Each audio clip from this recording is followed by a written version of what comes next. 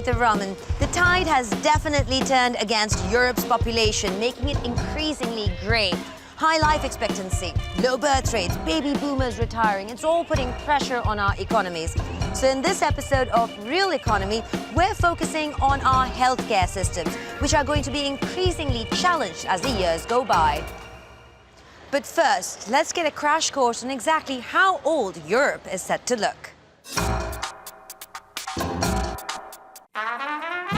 By 2060, Europeans will have more babies than today, but it won't be enough to make up for male babies living longer as well as females. While net migration will continue, it's expected to fall after 2040. The result? Older Europeans dependent on a younger working population will double in number over the long term. That means for every one over 65 years today, we have 4 working-age people, but because of our ageing crisis, that will fall to having just 2 working-age people. So, after 2023, labour supply in Europe will start to fall, with a drop of 9 million workers by 2060.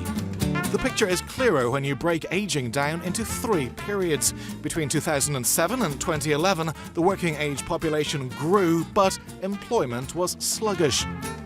Between 2012 and 2022, employment for younger people will improve and offset all the baby boomers retiring. But from 2023 onwards, an older population means both working-age population and the number of people employed will start falling. More elderly people means higher healthcare costs, and long-term care spending will become a fiscal sustainability risk for 16 European countries, both in the medium and the long term. If you look at just age-related expenditures, that's set to rise by 2% of GDP by 2060. That meant Guillaume Desjardins decided to head off to Slovenia to take a look at the review they did of their healthcare systems and what it taught them.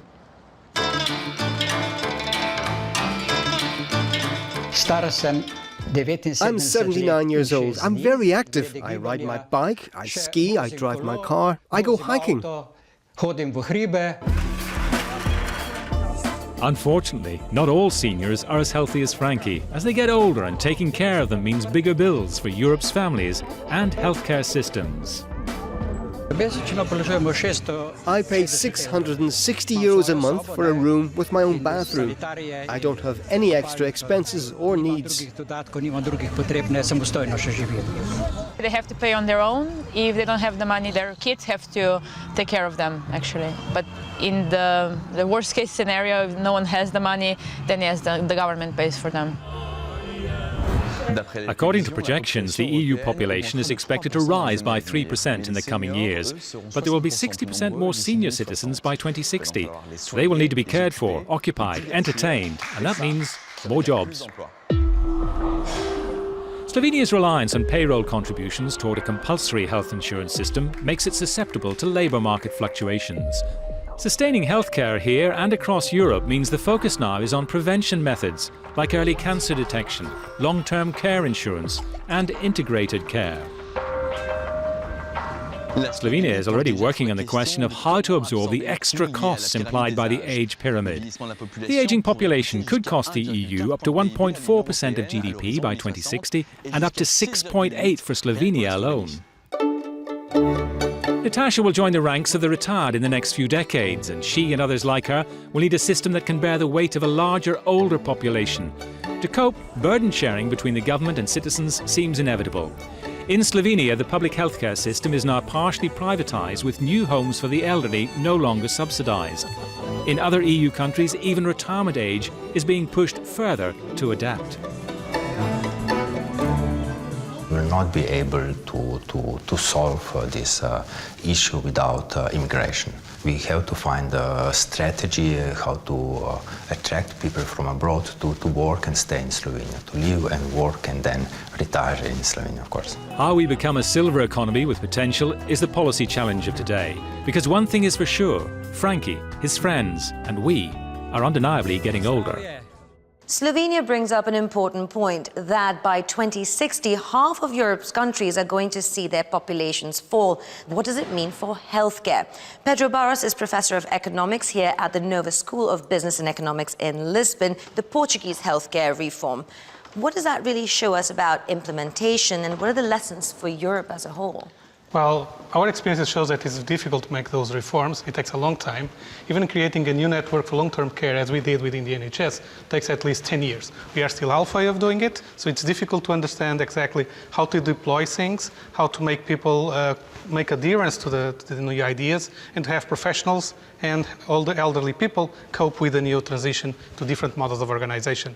That's the biggest challenge. Is it transferable across Europe? Because the healthcare systems are very different. Yeah, certainly transferable. And how we're going to cope with this diversity of ideas about the diversity of preferences of people is going to be the main challenge. Probably going to reorganize things not about hospital care or hospice care, but basically about having people their homes with a primary care that has a network of other professionals. Cannot be only medical professionals, will be probably nurses, probably physiotherapists, other these sort of professions. Well, that sounds like a lot of opportunity out there for business and also for economic growth through healthcare reform. Sometimes we go too much on organizing people's lives, but if you give some freedom for them to choose with alternatives, they'll probably not choose the more expensive one. So financially it will help, it will create opportunities to have new ideas and test new ideas, and probably even involving patients or elderly people in the making up of their solutions will be something to look for new business, for example. We started seeing some of these things. There are a few companies that try to provide assisted living devices and help monitoring people. Now we have to integrate this in a way into the NHS, and then more opportunities will be there for those. All right, that's opportunity, but what about the risks when it comes to extended long-term healthcare costs? Okay, the nice thing about it is if you think in organizational mode, you can actually change things in a way that you spend less. Typically, one of the risks is falling at home, but if people prefer to be at home and bear that risk, probably getting them some accompaniment, having people seeing them or phoning them and checking how they are probably is less expensive than putting them in a particular institution where they have 24 hours, 7 days a week oversee. And so there will be risks, but I don't think there will be major financial risks if you accept the new vision. So do you think we across Europe are looking at the issue in the way we need to be? Okay, it's difficult to get one policy that fits all of them, but probably having a new vision for healthcare that can be shared across all countries will be the starting point for that, and then policies can unfold. Probably thinking about what people want in their elderly years, how they want to be treated and what kind of care they want to receive is the first important point. So if you have a vision that said people should also make an effort to be healthy and to think about the system where they are inserted, that the system is worried more about catering to their preferences and their needs instead of thinking of the system itself, that's probably the best policy, I would say. Pedro, an aging vision for an aging Europe is what we needed. Thank you for your time, and thank you for watching. We'll catch you next time.